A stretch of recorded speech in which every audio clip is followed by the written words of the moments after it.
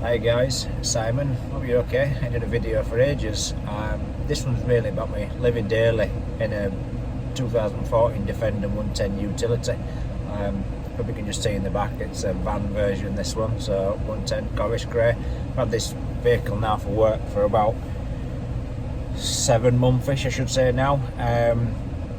As in miles wise, what I've done it's only done 46,000 when I got it. It's now on 54, so I've used it a fair bit in these last few months. And overall, what do I think of it? I'm actually really happy with it. Surprisingly easy enough to drive.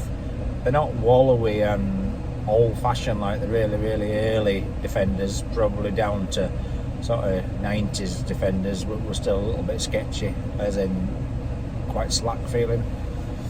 This one feels okay, to be honest. It's nice and tight enough. Upgrades, what I've done it since I've had it. Silicon hoses, one of the hoses popped when I first got it, so I lost boost. So got some alive tuning silicon hoses on it now. I've got a bigger intercooler for it. It's not fitted yet, but it's sat in our workshop ready to fit when I've got time. It's got optimal hinges on the doors now, because you're always worried about theft. So I've gone for the optimal hinges. Not the easiest things to fit, really. A little bit fiddly. You can't do it by yourself. You can do the backs by yourself, you certainly can't do the front doors by yourself. Well, you might be able to, but I certainly can't anyway. What else have I done? Optimal hinges. I put wheel spacers on it, so it's now sat wheel spacers. It's like a love and hate thing with wheel spacers on these. I think the wheels look better sat out in the end of the arches, but ultimately it's probably going to wear the vehicle a little bit more than what it should do. So maybe at some point the sawtooths might come off and I might go for a different wheel. I quite like the bowler wheel, so probably bowler wheel it at some point. I've got the comfort suspension kit ready to go on it as well. Not really that it needs it, it's just I just want it a little bit softer. I've actually got a rolling tool chest in the back of it, so you can't see it obviously, but the bottom half between the arches, it pulls out, it's a draw pack in there, so it's a bit handy me for power tools, etc. And obviously when I go shooting I can stick shotgun in there as well, so it's out of vision, so it's a little bit of peace of mind that it's not on show. Miles per gallon, they're not brilliant, to be honest. It's kind of alright, 20s, that's about it really, so it's not that efficient, but I guess you don't buy a Defender to be efficient. I've had it in just about every scenarios in weather so far. They're just crazy how good they go. I've had it in muddy fields that you can't even walk in the muddy field, never mind driving it, and this thing just pulled out like normal. It's like a mountain goat.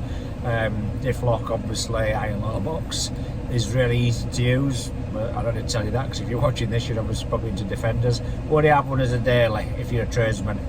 Depends what you carry. You can squeeze 3 metres in corner to corner, but it's tight, and obviously then you can't see out your mirror. Put a roof rack on if you want to carry 3 metres. I ain't got a rack on this, but I'm probably at some stage going to put a full rack on, because I kind of had the idea I might put a tent on it for summer and maybe go camping in it.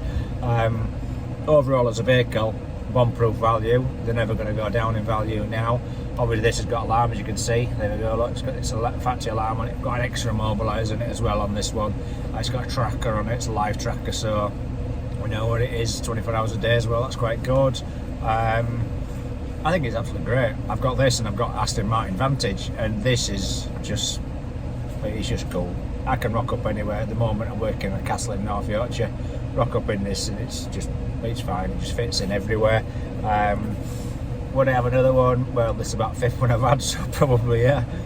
Every time you sell them you just think, oh, we should have got rid of that, and my issue is I tend to just make them perfect, so I'll do all the little niggly bits. I've insulated and sounded this, dynamited all in the doors, but the mud panels on the inside that gets rid of the bare metal, so it's a lot quieter in the cab.